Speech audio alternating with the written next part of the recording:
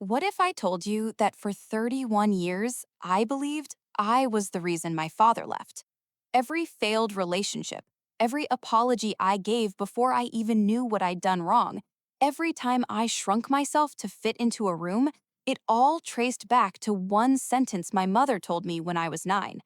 Your father left because you were too much to handle. I believed her. For 31 years, I believed her.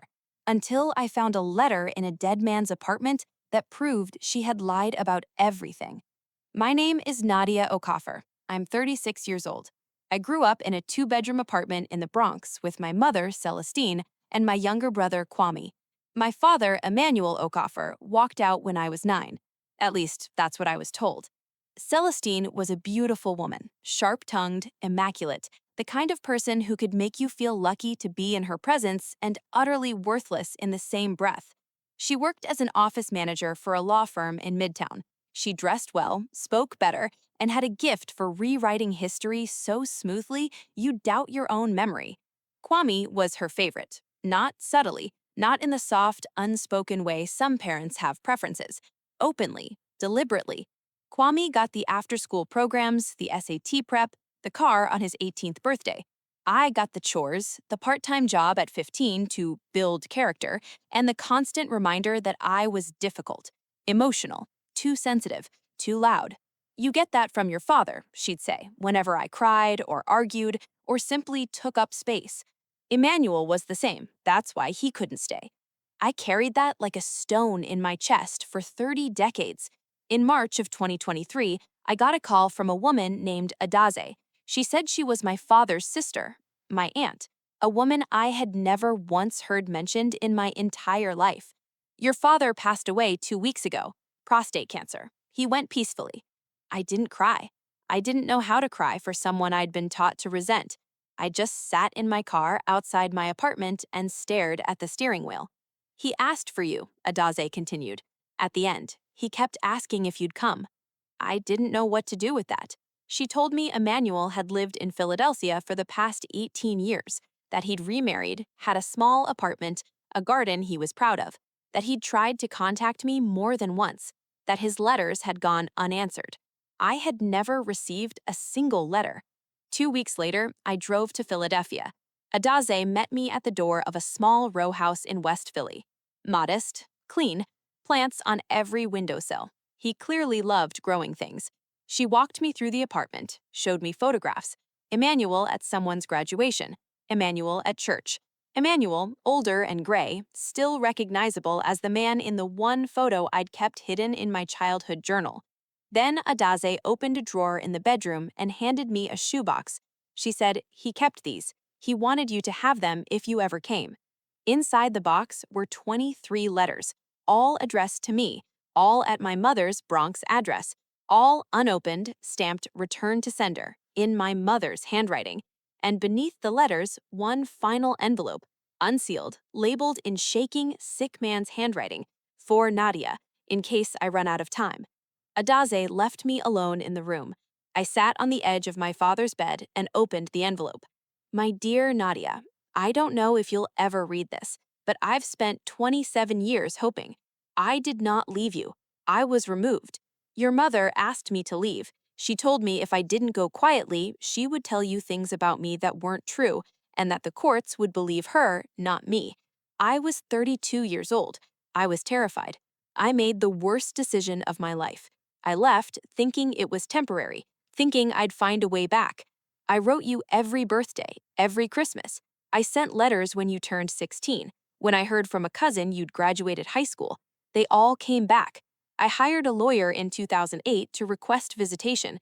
Your mother told him you had no interest in contact, that you wanted nothing to do with me. I believed her. God help me, I believed her. If you are reading this, I want you to know one thing.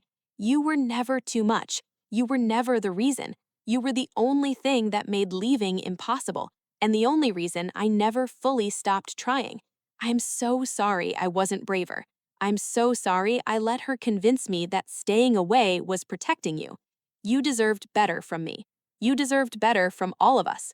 All my love, your father, Emmanuel." I sat in that room for 2 hours. I didn't cry at first. Then I did. Then I couldn't stop. I drove back to New York that same night. It was past 10 p.m. when I knocked on my mother's door. Celestine answered in her housecoat, surprised. Nadia, what are you? I held up the letter. Her face didn't crumble. It closed, like shutters being pulled across a window. Where did you get that? His apartment. He kept every letter you sent back. 23 of them, Mom. He kept every single one. He was a troubled man. He was unstable. I was protecting. Don't. My voice came out quieter than I expected. Don't tell me you were protecting me. You told me I drove him away. I was 9 years old. I spent my entire adult life believing I was unlovable because of a lie you told a child. She sat down on the couch. For the first time in my memory, my mother had nothing to say. I'm not here to punish you, I said. I'm here because I needed you to know I know. I needed to stop carrying something that was never mine to carry. I put the letter on her coffee table and walked out. I'm going to stop here for just a moment. If you've ever been handed a story about yourself that felt wrong, but you believed it because the person telling you was supposed to love you, I want you to comment the word "seen" below. Because what I've learned is this: some people rewrite history not out of cruelty, but out of self-protection. My mother was afraid of losing control of the narrative, so she made me the reason. It took a dead man's letters to give me back my own truth. Now, back to what happened next. I went to therapy the following month. Real therapy, not the 3 sessions I'd tried at 24 and abandoned because I didn't think I was worth the hour. My therapist, Dr. Renee Holloway, said something in our 3rd session that I wrote on a sticky note and still have on my mirror. Children accept blame because love depends on it. Adults have to return the blame to its rightful owner. I returned it, not in anger, not in revenge. I simply stopped apologizing for existing. I stopped over-explaining myself in relationships. I stopped shrinking in rooms where I had every right to take up space. I stopped waiting for my mother to retroactively give me the version of childhood I deserved. Adaze and I began talking every week. She told me stories about my father I'd never known, that he'd been funny, deeply funny, that he'd made terrible jollof rice and insisted it was perfect, that he'd cried every year on my birthday. She told me he'd been proud of me. Somehow, from a distance, from what little reached him, he'd been proud. That shouldn't have meant as much as it did, but it meant everything. 6 months later, I sat down with my mother, not to litigate the past, not to extract an apology I might never get, but to say clearly, once, out loud, I forgive you. Not because what you did was acceptable, but because I refuse to let your choices continue to define my life. She cried. It was the most real I'd ever seen her. We are not close now. Maybe we never will be. But we are honest, and honest is more than we ever were.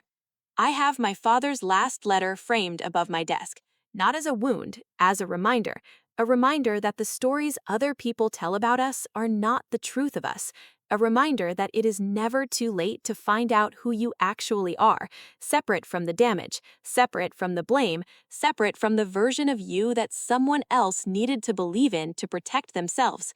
Emmanuel Okafor never got to meet the woman his daughter became. That grief is real, and I carry it. But I carry his letter too, and in it a truth that took 31 years to reach me. You were never too much. You were always enough.